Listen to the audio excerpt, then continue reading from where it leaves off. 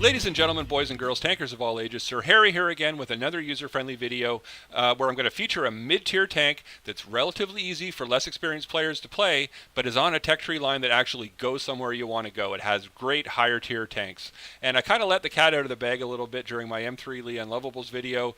We are talking, of course, today about the T1 Heavy, the American Tier 5 heavy tank.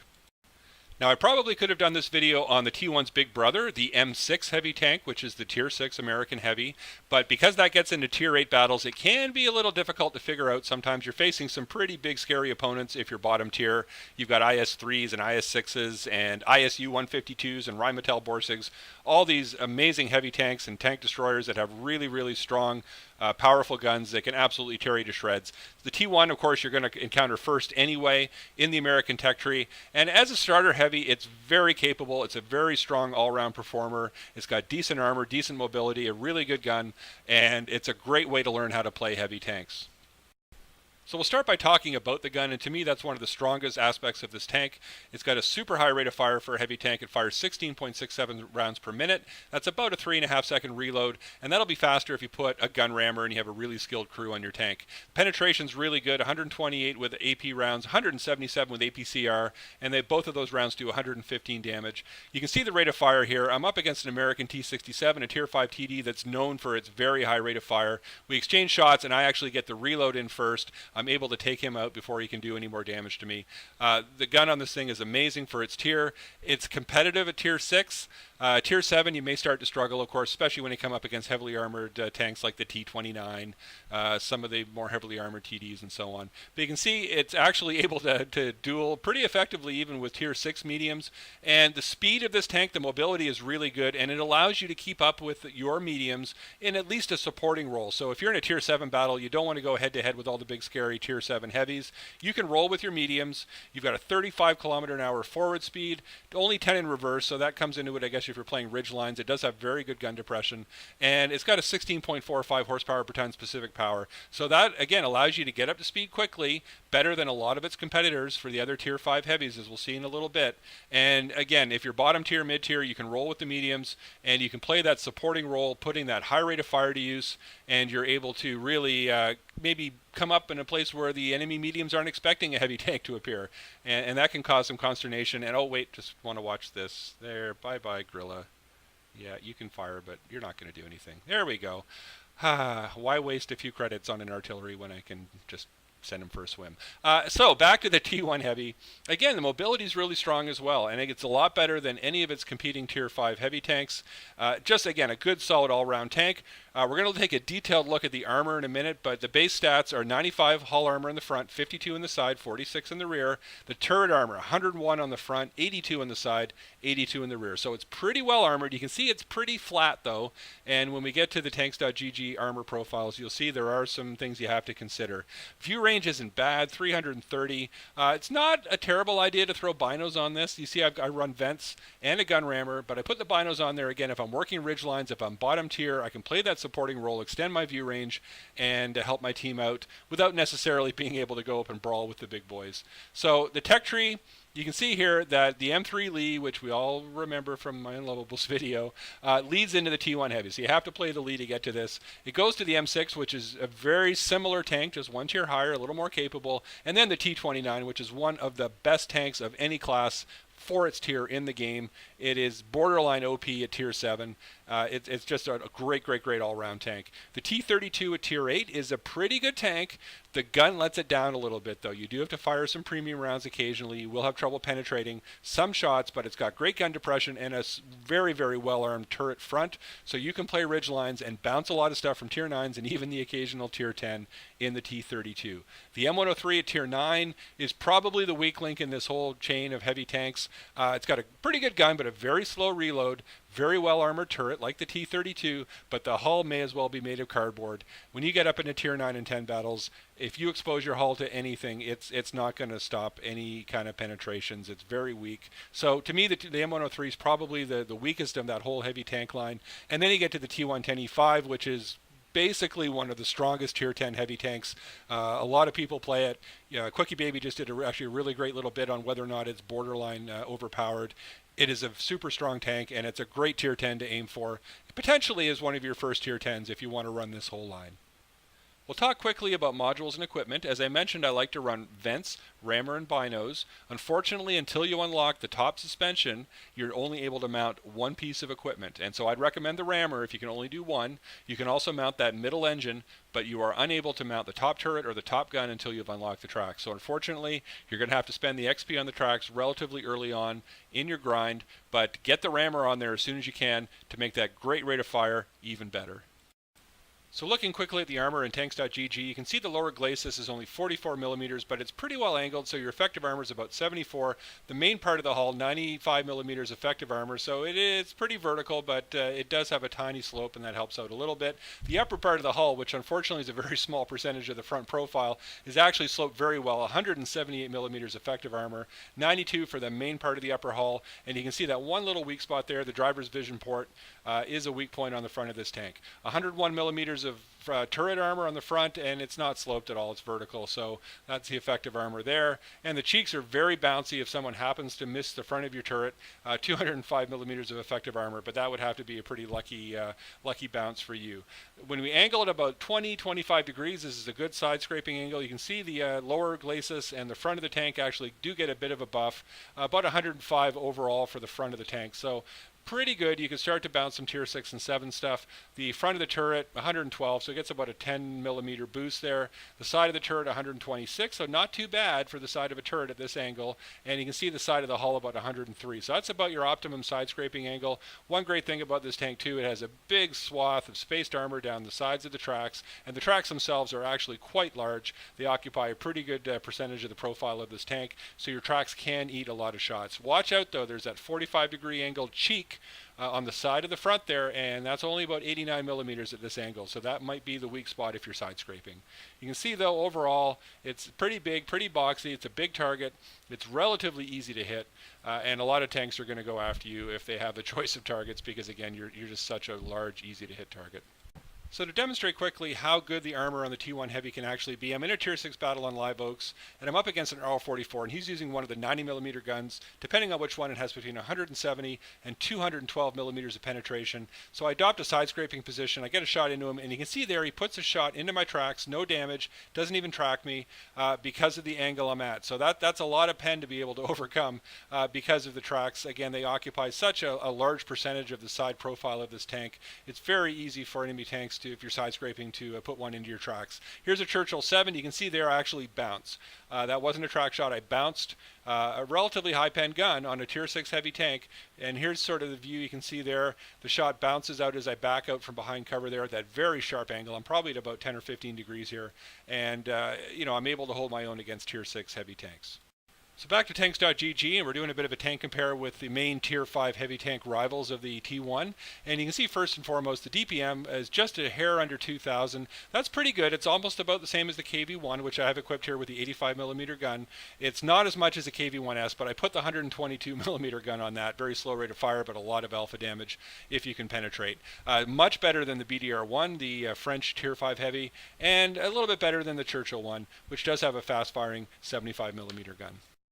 With 128 millimeters of penetration, the T1 Heavy's right in the middle of the pack, better than the KV-1 with the 85mm, much better than the KV-1S with a 122mm gun, a little worse though than the BDR and the Churchill. The damage is the worst of the group, but that's to be expected because of the super high rate of fire. You can see the aim time's actually best in class with the Churchill 1 and much better than the Russian tanks. The accuracy is in the middle. It's almost the same as the KV-1. The Churchill though and the BDR both have slightly better accuracy, but of course with the big 122mm, the KV-1S is by far the worst. Armor, not too bad actually. Hull armor is best except for the Churchill 1, which is quite a bit better. Turret armor is just slightly below the KV-1, but significantly better than the KV-1S, the BDR, and the Churchill. As far as hit points go, 660 is not too bad, middle of the pack, tied with the KV-1S. The Churchill does have quite a bit more. The KV-1 and the BDR just slightly less. And there's that view range, 330 meters.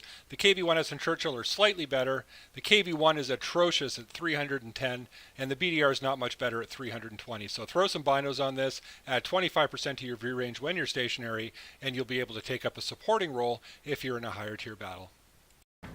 So enough with the facts and figures, let's jump out to the battlefield. We're in Sacred Valley, it's a tier 6 battle, and I look at the list of tanks on both teams and immediately get that kind of sinking feeling in my stomach. I'm in a tier 5 heavy, and the enemy has 3 top tier heavy tanks with enormous derp guns. They have a KV-2 and 2 OIs, and with high explosive rounds, I don't even think they'd have to penetrate me. Those 3 tanks could probably take me out in 2 shots. So instead of heading up to the northwest corner where the heavy tanks always go, I think, you know what, I'm pretty fast. Let's go south. Let's go to that monastery area where the mediums normally congregate, and maybe I can put my high rate of fire and my really good armor, at least for a tier 5, to use against the enemy mediums. So I roll up here, and I'm busy typing here, of course, so I fail to avoid the rocks.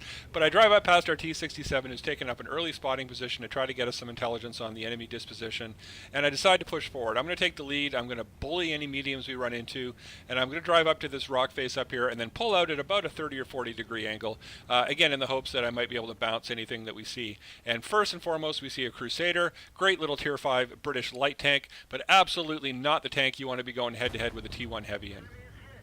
So I get one shot into the Crusader, take off about a quarter of his health, and I back up a little bit. I start jinking in the hopes of maybe avoiding some artillery. That Crusader driver absolutely should have turned tail and run. There's no point trying to play pokey chest with a T1 heavy and a Crusader. Sure, you can pen him, you've got a high rate of fire, but your alpha is so low, he's going to absolutely demolish you in about 3 or 4 shots. You see there, I took a big hit from the M41, the enemy artillery. I obviously wasn't moving back and forth fast enough. And as I drive across that opening, I get hit in the side by something. I don't really pay attention to it. It wasn't a lot of alpha, but it turns out there's an enemy Matilda down at the base of that little ramp there, and he's got his sights set on me. So I back up behind the rock, back up a little bit too far, and then you'll see he gets me in the back there. And finally I find out that this rock is exactly T1 heavy size as far as relation to that Matilda being able to get shots at me. An enemy T-34 pops up, and again, he does exactly the wrong thing. He's kind of lingering around far too long, 4 shots and he's dead. And now our Matilda's busy engaging other targets. So I can get out from behind the rock, I can get a shot into him, pretty good alpha there, 120, and he gets taken out by our artillery. So I cautiously come around the corner now. I am worried about the enemy artillery having taken a pretty big hit from them earlier. And I see the Matilda 4, that's the Russian premium tier 5 medium tank. It's basically a Matilda with a really nice poppy gun on it, and I take him out with a few shots. I do bounce one. He's still a Matilda. He's got pretty good armor. And now you see the other enemy Crusader comes up, and you would think after his platoon mate got absolutely vaporized by me that he wouldn't want to come up and take me on, but he hides behind a building, and I've got the rate of fire. I just start taking away pieces of the building. He's got nowhere to hide, and I take him out for my second kill. So we're absolutely dominating the southern flank. You can see there's just a Churchill 3 left down there, and there was a VK3001H around in the vicinity, I believe, and I'm not too worried about him. He's a German theoretically heavy tank, but he really has no armor. So I think I'll be able to dominate him if he pops up. Our Skoda T25's racing around the flank there, doing some great work, and we head down towards to try to get some shots, maybe on the Churchill 3. That's going to be a bit of a tough nut to crack. He does have pretty good armor, although his turret is a bit weak and vulnerable to certainly APCR rounds. And there's the VK. He pops out, and he's just going YOLO here. He's going ham against our charging out in the open. Not something you want to do in a tank with no armor. I set him on fire. His hit points are disappearing. I shoot him again. He was on very few hit points. I probably could have let him burn out and got myself an arsonist medal, but hey, that's okay. One less enemy to worry about. So now we see the Churchill 3 there, and oh, artillery spotted. There's the enemy. Is that the M41? And he's up on his back there. Something took a chunk out of him, and I finish him off for an arty kill, so that's always very gratifying. So I stopped to aim at the Churchill 3. I get one shot off, and the Hummel kills me. The other artillery I completely forgot about, and in this tank you absolutely cannot sit out in the open because again you are a very big, very juicy target for enemy artillery. But hey, ace tanker, that was great. In a tier 6 game, did pretty well. Got the fighter medal for 4 kills. You can see we got 1100 experience and 1700 damage. So for a tier 6 battle and a tier 5 heavy tank, very happy with that, and about a 32,000 credit profit. So you see that it does okay at tier 6. What about tier 7? We're on airfield now, and you can see that, yeah, this is not looking good. The enemy has a T-29, and you know where he's going to go. He's going to go to that kind of E5, E6 area where all the heavies congregate. He's going to get hull down, and nothing short of our artillery or being outflanked are really going to be able to dislodge him. So again, am I going to go up there? Am I going to take on a Tier 7, very well armored heavy tank head-to-head? No, I'm not. What I decided to do instead is I'm going to head over to the little plateau there in the south, and I'm going to go where the mediums and lights sometimes go on bottom tier, and I should be able to bully their light tanks and maybe even some of their mid-tier medium tanks if they show up there. So you can see almost all the players on our team are heading to that middle area there. We've got our T-37 way up north, we've got our VK-4503 in the middle, and it's just me and a Lux and a Panzer T-25, the Tier 5 premium German medium tank, are coming to this little peninsula or this little plateau. So hopefully the enemy doesn't push this too hard. I crest up the hill here. I'm taking advantage of my gun depression. I've got pretty good frontal turret armor, so hopefully if anything really bad is there, I'll be able to protect myself. And the enemy Type 64, I don't know what he's thinking here. He comes up on the big rocky ledge there on the edge of this plateau. I get 2 good shots in him with my high rate of fire. He bails down the side of the cliff there. I'm surprised he didn't take any more damage being in a little light tank, but he gets down, he gets away. But I got 2 hits, and he's a very dangerous little tank. So I'm looking for shots now up at this little shelf here just east of where all the heavy tanks congregate, because usually you'll have a few good players up in there behind the bushes sniping. And our Type 64 pops up again. So he and our Lux are having a bit of a duel there. You can see that the Lux is kicking up dust with his shots. I get 1 shot in the Type 64. He must be in sniper mode. He's completely ignoring me. I get a 2nd shot in, and he should have bailed, but he doesn't, and I get the killing shot on the Type 64. So really dangerous little light tank out of the way now. And now an enemy Hellcat spotted. He is full health. I'm obviously worried about him. He's got a very high alpha damage gun. He's in behind that sort of rocky ridge there, and he pops out of view. I'm thinking, you know what, our T-25 is now pushed all the way down to the south there across to the enemy lines, and the Hellcat seems to be kind of worried about him. So I'm waiting for a shot in case the Hellcat backs out. He doesn't back out. So I decide to engage man mode here, and I am a heavy tank. I can do some damage by ramming. I get 1 shot into the Hellcat. He starts to back up, which does reduce the ramming damage a little bit. I get a 2nd shot. He gets 1 into me, and I take him out with a 3rd. And if you're paying attention, you probably noticed the Lux was actually shooting me in the back trying to get the Hellcat. And now the way to the enemy base is wide open. You can see the T-25s making a run at the enemy artillery. They have 2 M12s, Tier 7 American artillery. Significant threat to me. Significant threat to just about any tank on my team. They can maybe one-shot even some top-tier tanks if they get a penetrating hit. And they're very, very dangerous American artillery. So our T-25 takes out 1 of the M12s. There's still 1 left. Still worried about him. He doesn't seem to be in behind the enemy cap there, so he's probably run off to the northeast there somewhere to try to get a covered position. So now I've got the flank of the enemy tanks up on the hill there, but unfortunately the rocks are in the way and I can't get a shot off. So I decide to flank around here. I'm going to come around through the little opening in the north side of the enemy spawn, and we'll see if we can get some shots on some of these tanks, and that'll of course make that entire position untenable for the enemy. So you can see now I've got flank shots on this Tiger P from the front. There's no way I'd ever be able to penetrate him, but the T1 can definitely get through his side. I get 1 shot in, and my 2nd shot's in the air when our VK actually manages to scoop the kill. KV-1S now is absolutely doomed. He's surrounded. I get 2 shots into him, set him on fire, and his few remaining hit points get burned up. So that's another kill. Great. I'm looking around for this M12, and now our T-25's pushing north. He spotted the M12, takes a shot, and boom, gets vaporized by that M12. The M12's an interesting artillery. It's like the French ones. It seems to be very good at going into shotgun mode and taking a direct fire roll. I get 1 shot into him. He knows he's never going to reload in time, and he rams himself to death on me. So I get the kill there too. I would have had a 2nd shot, obviously, if he hadn't done that, but that's great. And another ace tanker, Arsonist for the KV-1S, and the Kamikaze medal, of course, because I rammed a Tier 7 artillery to death. So top by damage and XP with 1,073 base XP and just shy of 1,600 damage. Most of that damage, of course, was up close and personal. I was not in a sniping role, although you could do that as a bottom tier tank in this T1. 35,000 credit profit. That's the T1 heavy. I contend probably the most user-friendly entry-level heavy in the game. I think it is better than the KV-1 simply because of its speed and because of its rate of fire. The KV-1 is a lot of fun too, though, and you can learn how to play a heavy in that just as easily. You can side scrape in this, you can take up a supporting role in this, or you can get out and brawl if you're top tier. This is Sir Harry. Is there a tank you'd like to see a user-friendly video of? Let me know in the comments. Please consider clicking like and clicking subscribe. Thanks for watching. Cheers.